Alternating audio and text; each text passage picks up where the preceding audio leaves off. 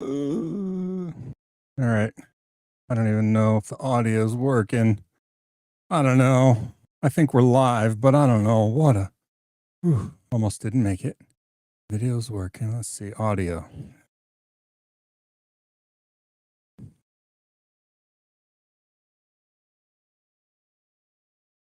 All right. Is this working now? I think this is working now.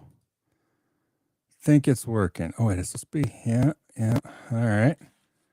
We're there, I think. Bear with me. Obviously, I just walked in the door. Almost started the live stream from my phone because I was driving. Oh, don't even. I think I'm live. I'm not sure yet. Hold on. Let's see.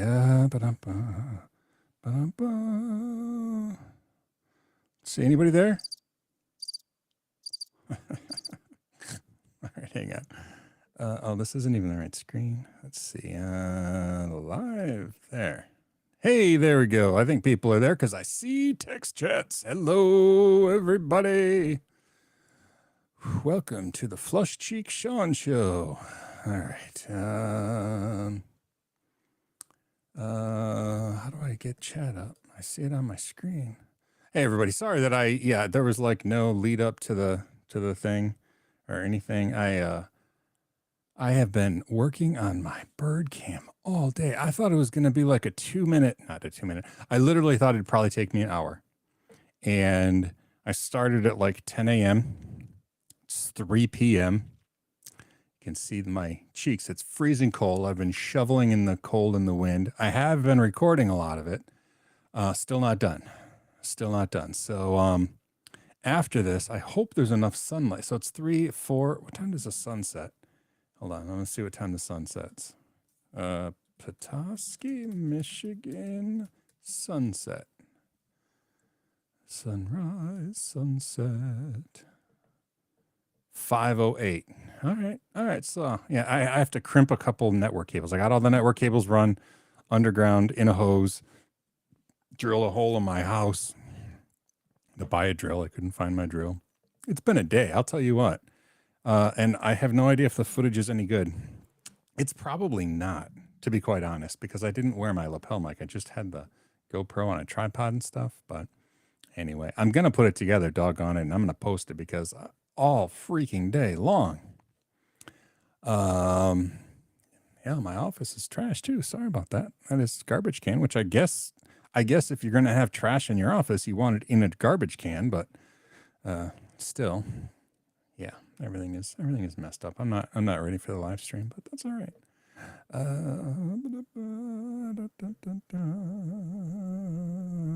on. I see things popping up. I'm behind. Let me catch up on the thing. Is my audio okay? Am I too hot? Is the mic all right? It's a new mixer, obviously, but I think I said that in the description. But yeah, I just want to make sure that it sounds okay and it's not too hot. All right, let's see. Greetings. Hey, everybody. Hello.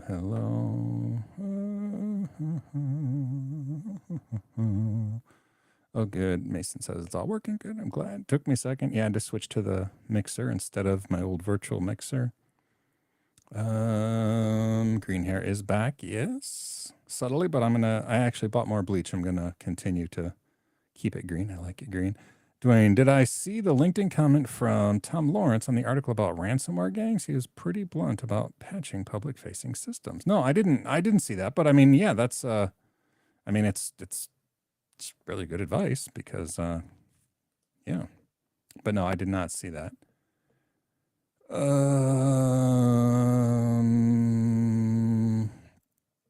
Oh, okay, good. The microphone is fine. I have the mixer set up so I can hear myself a little bit, just to make sure that it's not muted. But yeah, it's a cool mixer. Like I have sound effects now, which is fun. But after about 2 or 3 sound effects, people are like. I also have this, which is interesting. If I forget that it's on, it makes for an interesting Zoom call. But Yeah. Anyway, but it still works. It works nice, so I'm happy with it. I was having issues with the Elgato Wavelink software, the software-based mixer. I was having some real issues with it, where like the different it takes different apps and makes different like mixer levels out of them. But I was just having issues where nothing would come through, and I'd have to like restart and then restart the computer, restart Wavelink, plug it in, plug it out, and that was very frustrating for me. So this is an actual hardware mixer. It's a Rodecaster Duo. That's what I'm using here now. Oh, he said if you can't patch in 24 hours, maybe you should not have them public. I guess it depends on what kind of servers. I don't know. Yeah, I don't know. I mean, for example, if I have a web server running and it's hosting static HTML, most of my sites are not all my sites, but most of my sites are like static HTML, and I don't have something patched, even if that server were to be compromised, I mean, it's not like they're going to ransom anything. But I mean, if you have like a business related public facing website, sure. I mean, you should be able to, I don't know, our 24 hours. I mean, that's just like a arbitrary number, right? I mean, sure, but you know, it really depends on what your risk tolerance stuff is. I mean, that should be something that your business has or you have personally. Like, how risk averse are you?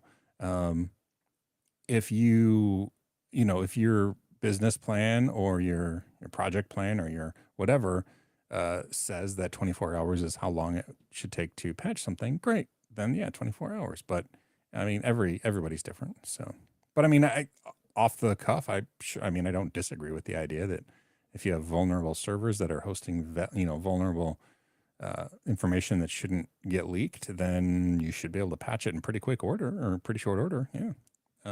Part of the, honestly, that's part of the, this is from a guy who's currently teaching a cloud computing course, right? But part of the advantage of cloud computing is that, especially if you're using cloud services, not just using it to host virtual machines. If you're actually using their like platform as a service kind of thing, um, it's their responsibility, and that takes the weight off you. So that is nice. But anyway, oh, hello. Yes, that is my daughter, whom I mistook as not my daughter, since it was fishy. I assumed it was my. This is last week or the week before. I assumed that it was my son-in-law because he's a big fisherman, but I didn't look at the icon, and no, that is definitely my daughter, my youngest. Hello. I don't even know where she doesn't live here anymore. She moved out. So if I say, "Are you home?" I don't know. I could mean here. I could mean there. Oh, and another daughter. Hello. Lydia and Lizzie are both here. Good Fishy and Lydia Powers. They're both here. And in fact, Good Fishy is not the actual name of my youngest, and Lydia Powers is no longer the entire name of my other daughter because she got married. But nonetheless, anyone know a good distro for old tech? Intel Atom, 2 gigs of RAM, tried Ubuntu, Tiny Core, and not NTX. A Linux question. Yeah, I'm a big fan of Ubuntu Mate, but if you tried Ubuntu, Tiny Core, and I don't know, 2 gigs of RAM, I'd probably still use Ubuntu Mate, and if that wasn't good, I would try Xubuntu. I don't like Lubuntu all that much. I prefer Xubuntu. It uses XFCE. Apart from that, I don't know if those aren't don't do it for you. I would do DSL. You can try that, or Puppy Linux. All those things are really tiny. I've never tried Tiny Core or AntiX, so I don't have anything to compare it to there. But that would be my go-to. Would be like DSL Linux or DSL or DSL meaning damn small Linux, but they just changed their name to DSL, I think. And then Puppy Linux, maybe Puppy Linux is now DSL. I don't know, but Puppy Linux is another one that's really like small. Dwayne, it looks like the article won't post, unfortunately. If you posted a link, sorry about that. You could always put it in the Discord, probably. I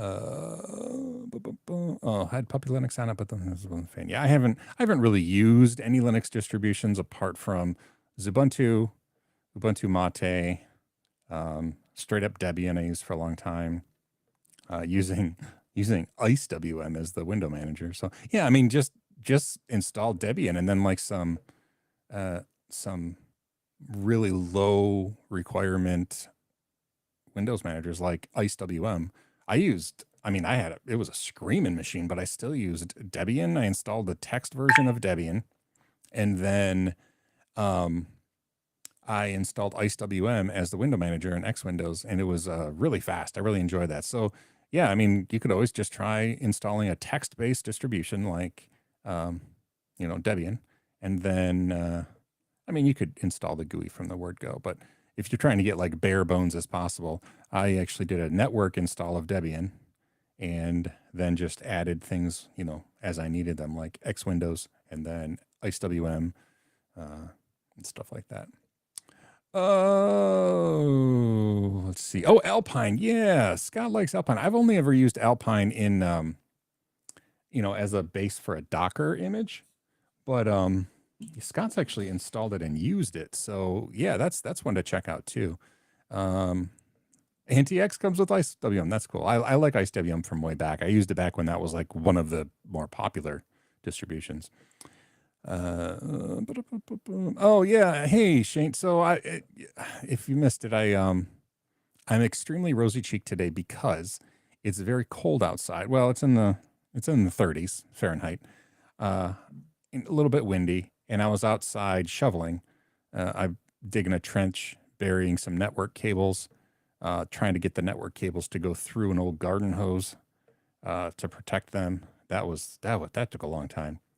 And then, trying to get the garden hose in the. I didn't want to dig a big trench, so I actually did the thing where you put the shovel and wiggle it back and forth and make like a V, and then I just poked the garden hose down and covered it up because it doesn't have to be deep. It just had to be to the point where like deep enough so that the lawnmower didn't hit it. So I just wanted it just underground. So I did. I got it there, got the wires up to I drilled a hole in the side of the house, got the wires all the way up to the bird feeder, but I haven't crimped the cables yet. So I was checking. It looks like the sun sets a little after 5. So when the live stream is over, I'm going to run outside quickly, mount the network camera, crimp an RJ45 plug on it, mount it, and then come inside and get the other end of the cables crimped up and plugged in. I have a PoE switch that'll go there to power the camera. It'll be dark. It'll be hard to aim the camera. I can aim the camera the next day. So anyway, yeah, that's why I'm rosy cheeked. I was doing a lot of exercise outside, and it's cold. And I thought it was going to take me a half hour to an hour, and I've been going since 10 a.m. and it's 3 p.m. and I'm not done. So that's kind of how my day's been going. Dwayne, my wife is recovering well. She gets her real cast the day before Thanksgiving. So this Wednesday she gets, see, when they do the surgery, there's so much swelling afterwards, like expected. So, there's swelling after this particular surgery for a full year. But the swelling directly after the surgery is so intense that they have to immobilize it. So they have a hard cast, but it's just around her foot, the back of her heel, and up the back of her leg. And it's just that half cast, and then they wrap the rest of her leg in an ace bandage to hold that in place. This time, for some reason, the half cast is really, really irritating where the incision is.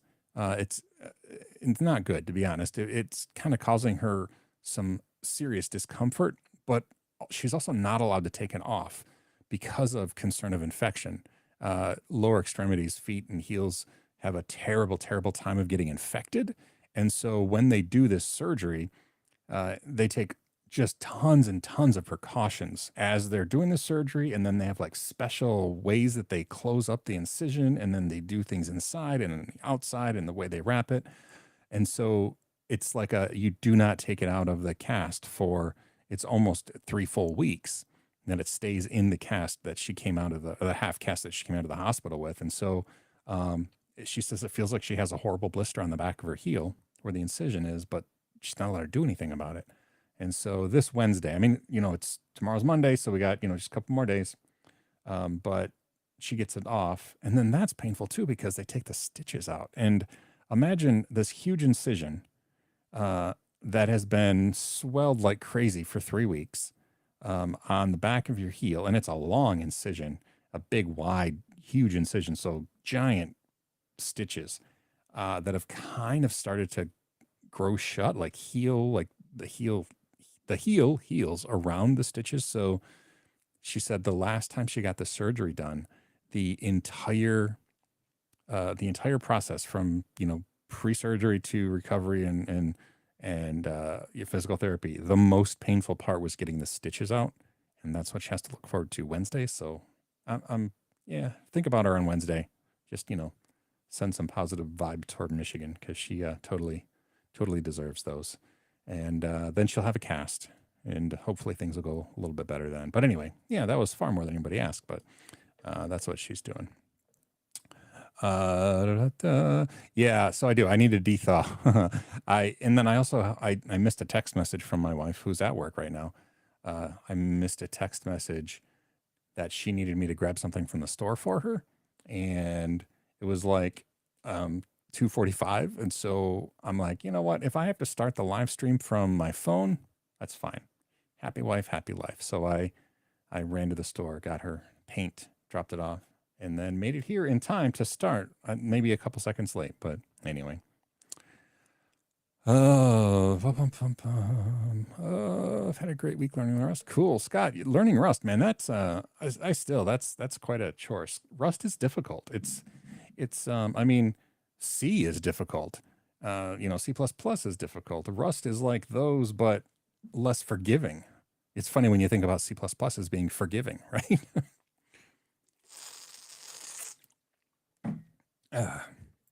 Mason, Google Cloud.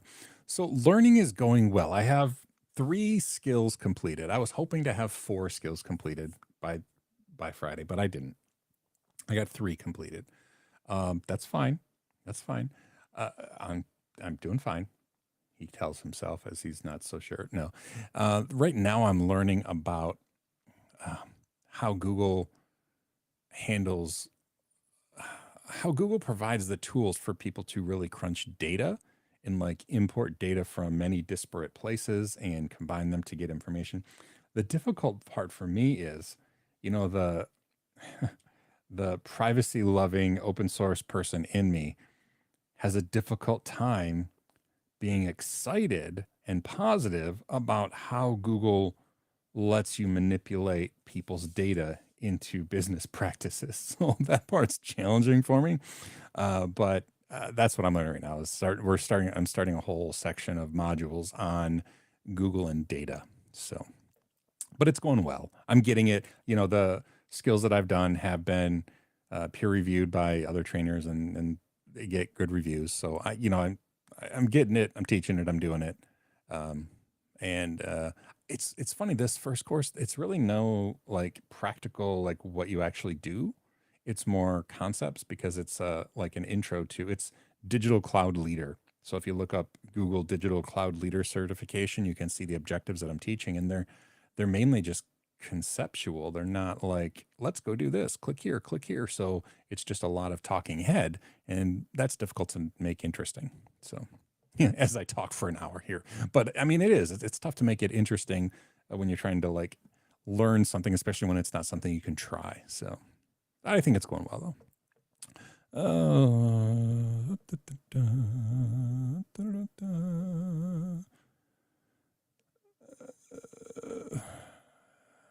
Yeah, Rust does tell you sort of what to do. It definitely tells you when you've done it wrong. And it's so fussy about memory. But again, I've never programmed anything in Rust, but I have great respect for those who do. Anyone watch Halt and Catch Fire series? I've heard of it. But I haven't seen it. Halt and Catch Fire. Yeah, I don't know. I think it's over too, right? 4 seasons are made. It's few years old, known for. Yeah. I haven't seen it yet. No, I'll have to look at it because somebody else mentioned it. And if more than one person mentions it, it's probably worth checking out. imagine being in fintech where data is currency. Yeah. Oh, I know. I know. It's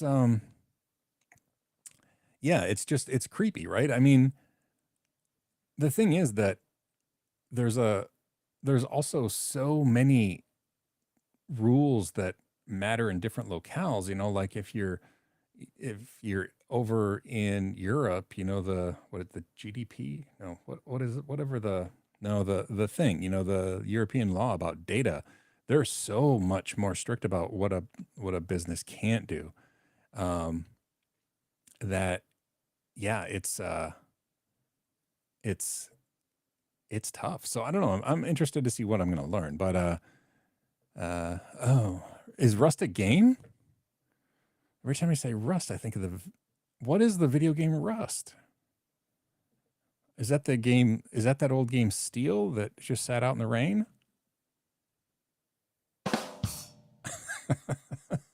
I don't know the game Rust, Lizzie. I'm so sorry. Or Little Fishy. Good Fishy. Um, GDPR. There we go. That's the European rules that basically those are the reasons that when you go to a website and it says, "Do you accept these cookies?" Instead of just forcing you to swallow them whole, that's the reason it exists, is because of the GDPR rules. So yeah. Oh, Rust is a survival multiplayer game. All right. Yeah, Lizzie is more of a gamer than I am, so yeah. First person shooters. I'm not good at video games. I enjoy older games, and nostalgia has forced me. I think I'm nostalgic for the age where those games were popular, because I have a Nintendo, Super Nintendo, I have PlayStation, like the mini. I have emulation systems. I have a Genesis. I have Nintendo 64. I have a lot of systems, and you know how often I play them? Never. I don't. I just never play them, but I want to play them. But then when I start playing, I'm like, well, this isn't all that much fun. I don't know what I think. I'm nostalgic for being that young. Maybe I don't even know. I don't know. Yeah, I'm not. I'm not a good gamer.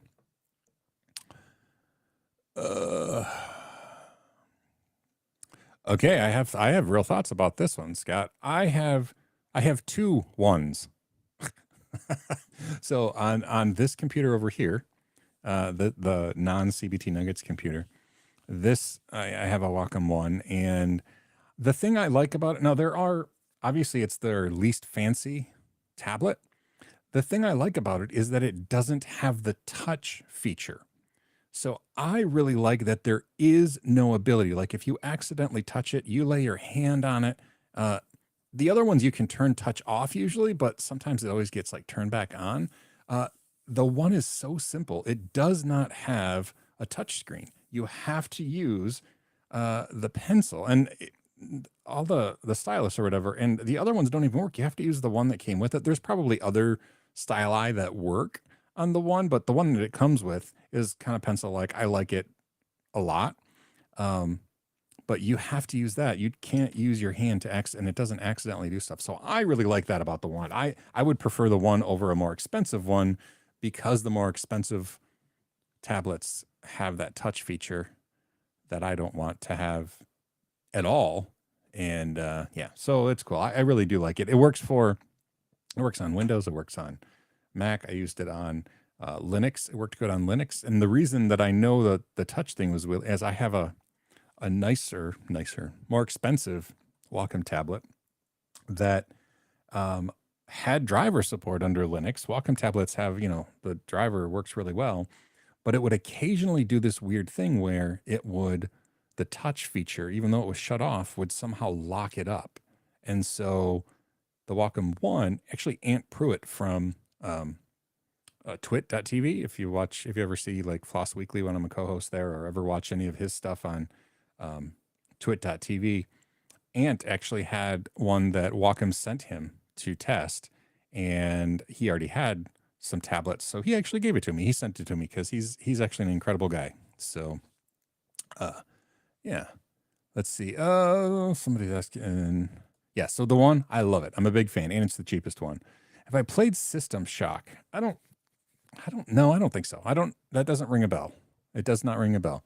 There was something Shock. It's in my Steam library. But again, Lizzie has actually used my Steam library more than I have. Good Fishy up there has used my Steam library. I don't ever play stuff in my Steam library. Creature Shock. I don't know that one either. I'm just not a gamer. Speaking of streaming, does YouTube have a minimum subscriber count before you can live stream? They did. I think it was. So, okay. I think you can only live stream from a computer if you have, it might be, it's either 100 or 1,000. I think it's 1,000. I think you have to have 1,000 subscribers, not memberships, but just subscribers, the free, click follow. I think you have to have 1,000 to stream from their mobile app live, but you can do live streaming like from OBS. It might be 100. You might have to have 100. I'm not sure, but it's to stream from a computer. You don't need that many. In fact, no, you don't even need 100. I don't think, because I live stream to my Birdtopia channel, and there's not 100 followers there. So yeah, you can live stream using OBS and RTSP streams. You just can't use the live streaming from mobile. That's the deal. Now you can use other apps, the non-YouTube apps, to stream from, because they just stream using RTSP. So yeah, hopefully that answered the question, even though I don't know the exact amount for that. I think it's 1,000 before you can use the YouTube app to live stream. And I've never once live streamed with the YouTube app. So any pointers for learning the kernel side of things? You really have to, well, first of all, yes. Bite Moose, I missed this one. Yes, that was the game I was thinking of. BioShock is the game I was thinking of. I played that a little bit, but not much.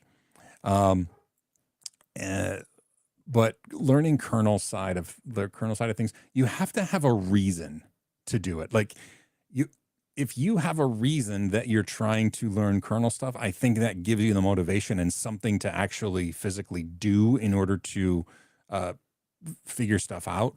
A friend of mine is a kernel developer, and I mean, he's developed a project, something about using, it's like a kernel module, Rapid Disk or something. If you search Rapid Disk, I think he's the sole developer there, but it's using like NVMe drives over the network or something. But yeah, he's a network developer by trade, and so that's one of the things I think he used to get better at it was, the project that he did. So yeah, if you have something to do, it makes it a little bit easier. Let's see. Our church got 20 years trying to live stream this morning, but it wasn't working. Oh, that's weird. I know that you can. I absolutely know that you can live stream with I think you might have to verify the account, like with a phone number or something. But yeah, if you go into the studio, like YouTube Studio, and just follow the thing to live stream, it'll kind of walk you through it and say, here's your streaming key and stuff. And it should tell you, it might say you have to verify, I don't even remember. Probably with a phone number. I think you have to verify with a phone number before you can live stream. I think that was one of the only things. Yeah. Hey, I show people Birdtopia. Well, it's going to get better, Lizzie, because I spent all day today burying network lines out to the bird feeder in the front yard. And I drilled a hole in the side of the house, and I put a box with conduit on the side of the house coming in, and I'm going to have an actual power over Ethernet real camera out there. So it'll be solid. It won't be for a while I had one that was solar powered that didn't work good, and I had a lot of crappy cameras out there, but this will be an actually good camera. So it's going to be out there. It should go live tomorrow. I'm excited about that. Yeah. And that's cool though. I appreciate that you show people Birdtopia. It's going to get better. I'm excited about it getting better. You need 3D level verification. I don't know what that means. 3D level? I don't know. Maybe that's just one of their, I don't know. Whoa, is that true? Scott, 116 subscribers on Birdcam? I haven't looked in a long time. That's kind of amazing. And it's only going to get better. I have to figure out how I'm going to do more than 2 cameras. Right now I have them go between when there's motion. But yeah, we're going to see. No, I see this one on the side there. I don't ever get northern flickers at the feeder. But we do see northern flickers a lot. You know, they'll just land in the front yard. Northern flickers are they're basically anteaters. I mean, they're woodpeckers, and you probably know this. I mean, they're woodpeckers, but they eat off the ground. They actually don't usually peck wood for their bugs. They like to eat like ants and stuff off the ground. And we do get them. They'll just be hopping around in the yard. But we there was a pileated woodpecker on the bird feeder the day before yesterday, I think, and I didn't even have food out, so it actually kind of motivated me. Like, I got to get stuff out because winter is coming, and the birds, you know, I like to feed them in the winter because they really like that to eat. But yeah, they're kind of cool though, and I love they almost look like Dr. Seuss birds, the northern flickers, because they're like polka dotted and stuff. I don't know, they're cool. I like them.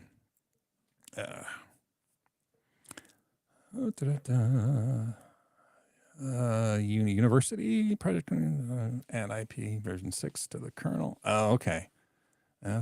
Yeah, that's cool. I mean, I, I IP version 6 is frustrating for me because it's used so little that it's hard to like. I tried for there was a while where I'm like, I'm gonna fully use IP version 6, and I think I do get a live IP version 6 address from Spectrum here, like here at the townhouse. I get Spectrum, but I don't at the farm or something. I don't know, but I tried. I'm like, all right, my router, I'm gonna set up with like, you know, firewall rules and stuff. And it just like half the time it broke stuff. Like, cause the computer would be like, try to go something with IP version 6 and like it would fail, but then I couldn't tell why it was failing. And it was because the IP version 6 wasn't routing right, or it was like not getting DNS right. Or so I just disabled it because it was frustrating, but I want it to be working, but it just frustratingly isn't. It isn't reliable to use in all instances. Let's see. I've seen one of our feeders. Oh yeah, Downy and Redhead. Yeah, they're cool. Yeah, we have a lot of blue jays. Unfortunately, I mean, if you watch my bird cam, unfortunately, the squirrels finally figured out how to get onto the second story bird feeder, and so that's frustrating for me. I don't. See, I like to have the bigger birds be able to get there, like the mourning doves and the blue jays and the cardinals. If I put up fencing, like if you get like 1-inch square metal welded wire things, you can put it around, and then the squirrels can't get in, but then just little birds can get in. I like little birds, like chickadees are probably my favorites, but yeah, it's just frustrating for me. So I mean, the front feeder with the squirrel baffle, the one that I was working on, it's been years and the squirrels have never figured out how to get up there. So that's cool. I'm hoping that stays the case, because then the bigger birds can go there without worrying about just the squirrels eating all the food. I wouldn't even care if the squirrels ate like a normal amount, but they just clean it out, and that drives me nuts. So anyway, such is life. Yeah. I guess that's caught up on I'm caught up on comments, and now you know what my day has been. It's just been outside. I have so much footage, and I think most of it's going to be garbage. It's just a lot of me shoveling. So, let's see. Show what do we have here? We back on the farm. There's all sorts of birds, like sparrowhawks and a buzzard. Oh, yeah. I mean, I'm in town here. We don't normally get the big birds. We do have some crows that live in town. I kind of wanted to attract them for a while. Like, I'm like, oh, I would like to have the crows here. But then I realized that, well, one, the neighbors would probably get upset with caw, caw, caw all day long. I also realized that they also can kill like small birds. Like, I mean, they're not fully like, it's not like they're raptors, but they will attack and kill little birds and eat them. And I mean, that seems sad. So, at the very least, they'll probably scare the little birds away. So I don't know. I'm torn about crows. I really like crows, but now I don't know that I want them to be all over the house. So yeah. Oh, that's cool, Scott. I just got a northern flicker. That's awesome. let's see. Mama plant, where's that? A firecracker plant. It attracts hummingbirds. And I've seen. Oh, wow. Yeah. So I used to get a lot of hummingbirds when we lived in Indian River. And I mean, if you're really keen on looking at a Michigan map, you can look at Indian River. It's standard Michigan map. Indian River is about that first knuckle of the middle finger right on I-75. We lived there for a long time at a house there.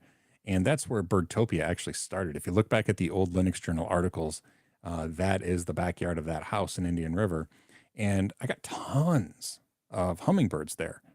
Like they would fight and everything because, they're kind of territorial, and there was like a bunch of them. When we moved here to Petoskey, which again, standard Michigan map, it's about over here at the tip of the pinky finger.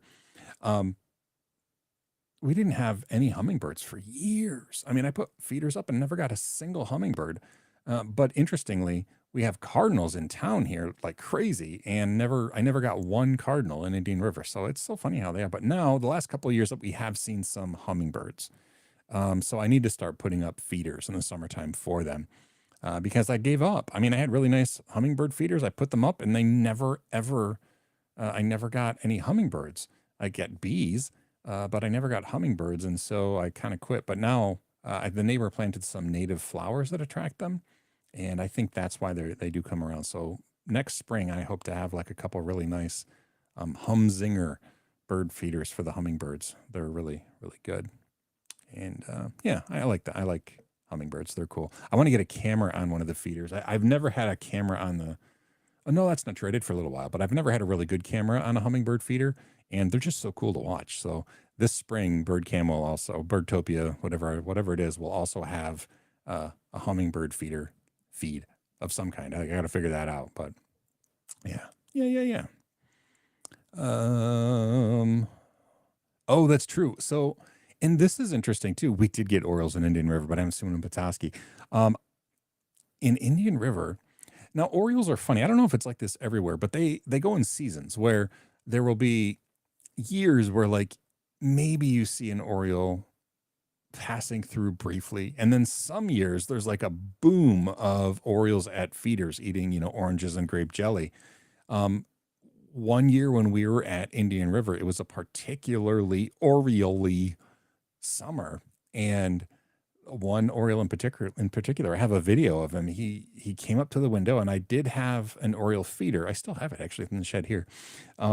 So that's what attracted him. He was eating some oranges and stuff, but then he saw his reflection in my office window, and homeboy went bonkers. He was not going to have that other male Oriole at this place that he found, and he was all fluffing up. He'd like get his wings up, and he'd like come at the window. It was awesome to watch. I felt a little bad because I mean, I wanted to say, dude, it's you, it's fine, you're good. He was really stressed out about it, but he was it was cool to watch him like just scream at that bird in the reflection. Because my office window in Indian River, it was like right here. So like I was sitting here, and then my window's right there. And so when I would like move around, it would freak the birds out, and that made me sad. So I got a film, like mirror film, that you can put on the inside of a window, and it turns it into a mirror from the outside. So I think like you have to have it like a little darker inside, and then outside, if it's brighter, it's just a mirror. It's two-way mirror, just like in a cop thing or whatever, interrogation room.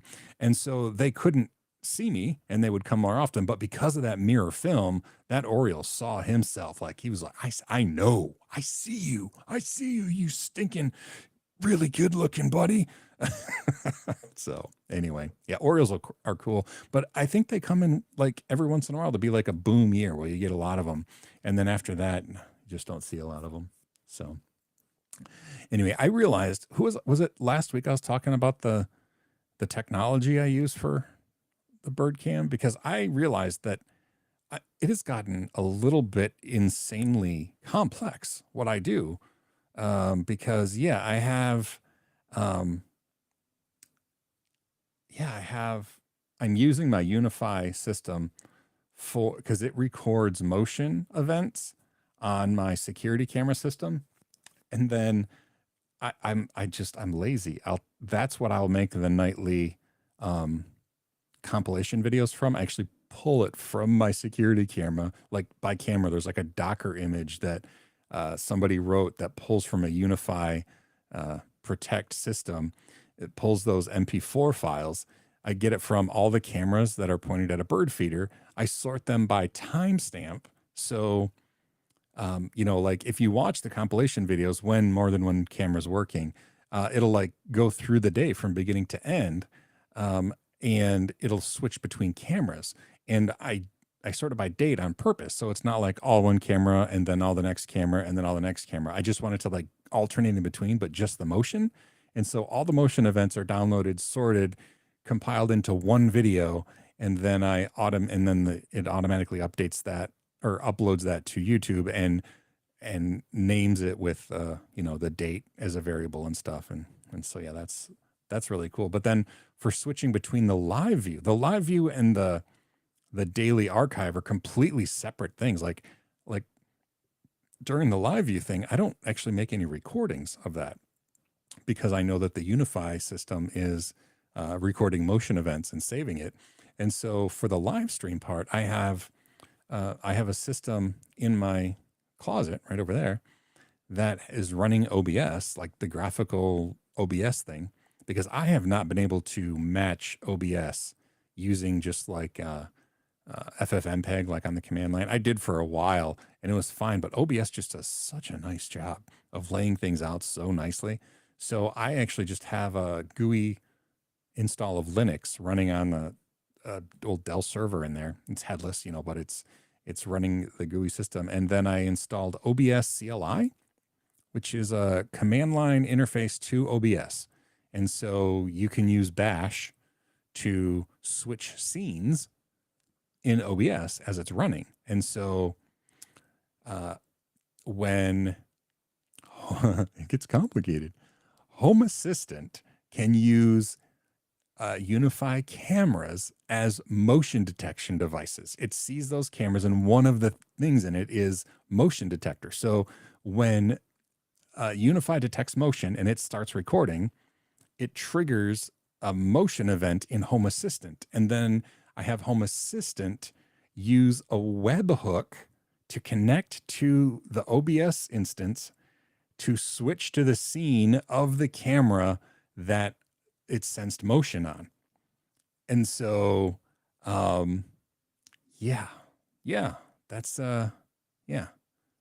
And then it just keeps doing that. Every time it senses motion on a different camera, it checks. And the condition for the automation is if there is motion on this camera, and we're currently watching a different camera, make sure there's no motion on any other cameras before you switch. And that's what it does. So, yeah.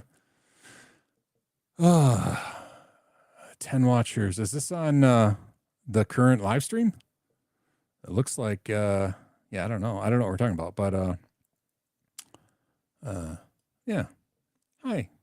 Oh, let's see. Blue Jays are your least favorite bird, Scott? I don't mind them.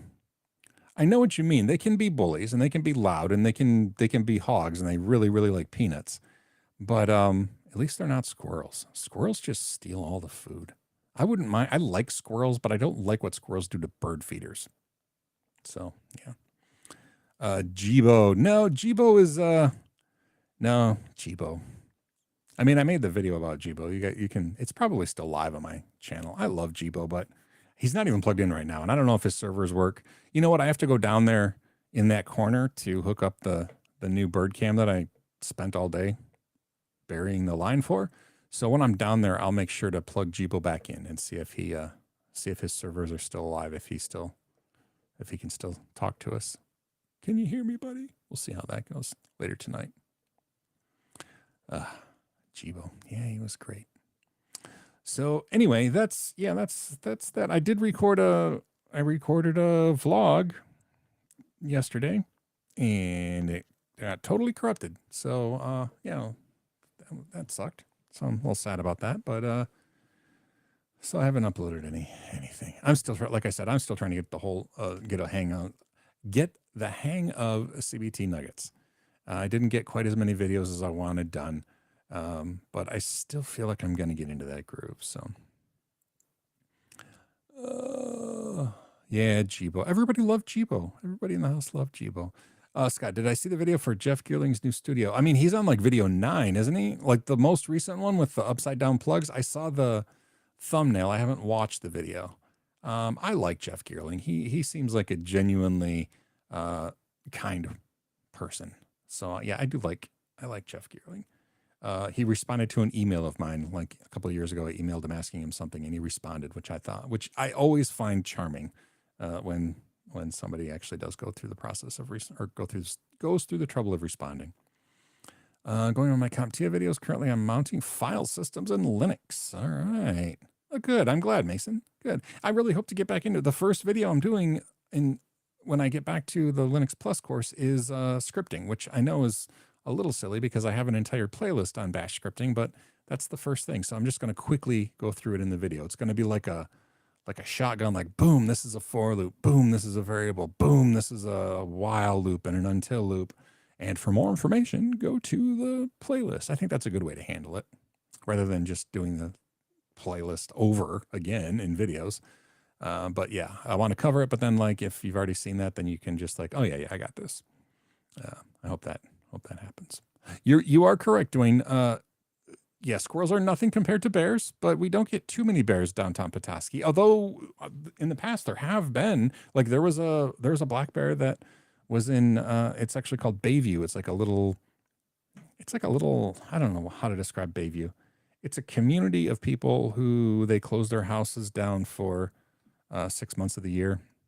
It started as I think a Methodist thing, and it's still related to the Methodist group, but it's they closed the whole little subsection of town down for 6 months. But anyway, it was running loose in Bayview. This has probably been 15 years ago.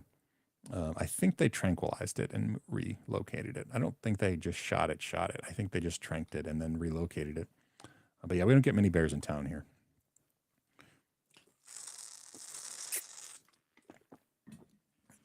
Yeah, I do. I mean, Jeff Geerling seems to be like the real deal. He seems pretty decent.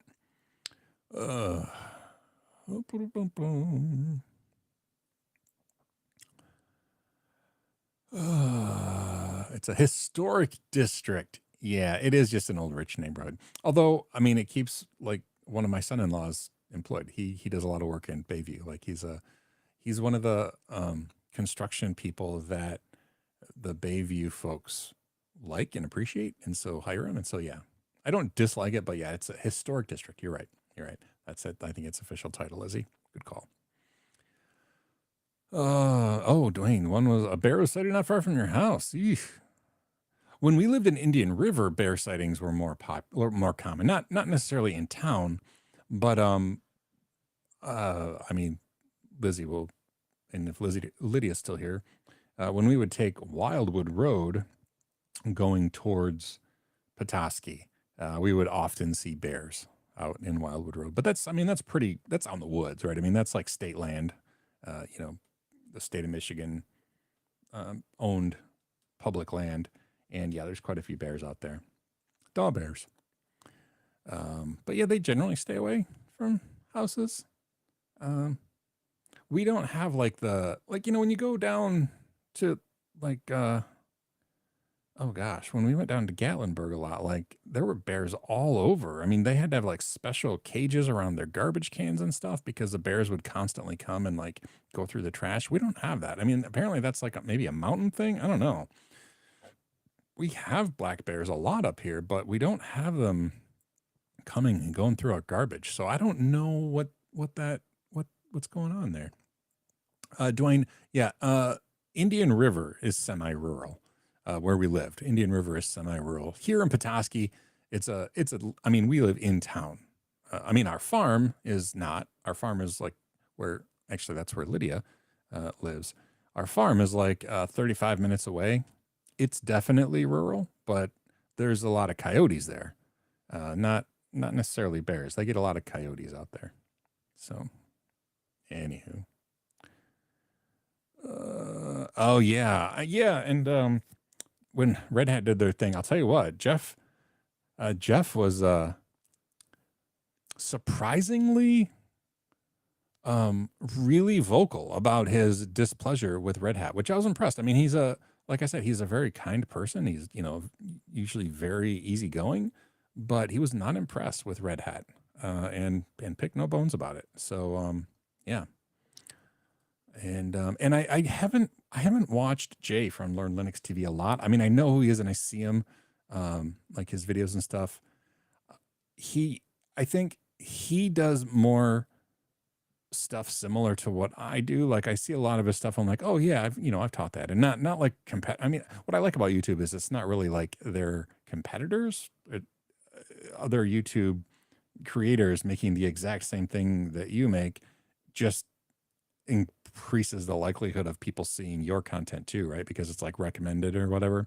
So yeah, I don't have any like animosity towards any of them, but I think that Jay does a lot of the same stuff that kind of stuff that I would do, like teaching concepts and stuff. And so I end up not watching a lot of his videos just because it's like, I just taught that. I don't want to watch it again. So, do I watch any YouTubers that do Linux content? Yes. I will often watch, I mean, like Jeff Geerling. He does a lot of Linux stuff, but he also does more project stuff. I really enjoy watching the project stuff. Let's see, other Linux people that I watch. I like to watch like Techno Tim. I like Techno Tim stuff a lot. Home labbing stuff. I like home labbing stuff. I identify with that a lot. It's what I do for fun. So like I watch Techno Tim and Jeff Geerling, and I watch some of Tom. I can never remember Tom's name. He's a Detroit guy, and he was mentioned earlier. Oh gosh, he does what is his stinking name? He has Red Hot Chili Peppers in his Twitter handle. Anyway, he owns a business that I can't think of either. His long hair. Anyway, y'all know who I'm talking about. I watch some of his stuff sometimes, especially when it's like, Tom Lawrence. Thank you, Dwayne. I don't know. I can remember his last name. He's another fellow Michigander. I watch his stuff. I watch, let's see, who else do I watch that teaches Linux stuff specifically?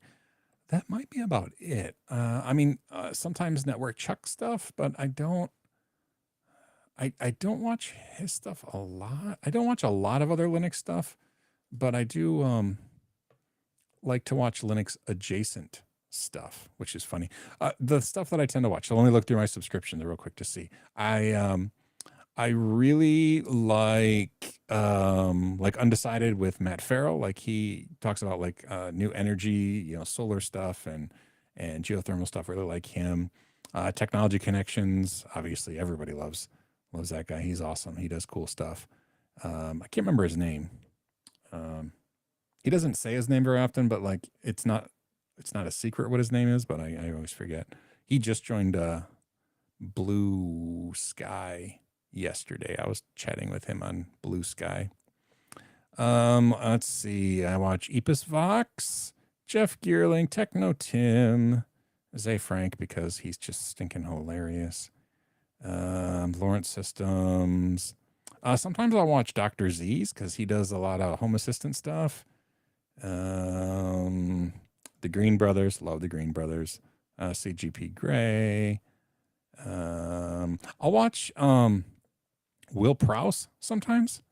I like his take on batteries and solar power and stuff. We do not see eye to eye on a lot of political related things, but I really enjoy his YouTube channel. David Paz. Scrolling through some other things like Ambition Strikes. Oddly enough, have you seen Ambition Strikes? It's this couple who like are living off the grid. I don't know why. I really like their channel. It's not even necessarily tech related. They have like heavy equipment, but yeah, Ambition Strikes is a really fun one. I enjoy a lot.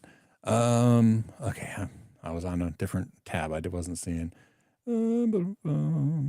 I heard coyotes a few nights. Oh yeah, I know. Yeah, yeah. That's what. And now, so you guys have ducks out there too, which is probably going to attract the coyotes. I'm not saying they're going to get the ducks, but they're probably going to come sniffing around more.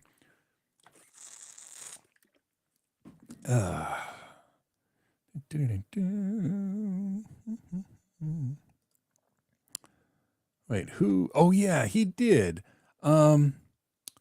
Yeah, Tom Lawrence did merge with another company. I don't remember. I remember he announced it. Like I thought it was like he was like, "Ooh, new announcement." I'm like, "Uh-oh, what's happening?" And I thought it was going to be something, but it didn't seem to change much for the YouTube stuff. So yeah, but I mean, hey, more power to him. Merging with another company for for his personal paychecks and stuff. That's awesome. Network check is how you found out about me. Oh, okay. All right. Yeah. And we worked together at CBT Nuggets before, so if you ever need it, we're going to go for Linux advice. So yeah, in Byte Moves, I have no problem at all admitting that there are. I mean, I don't know everything.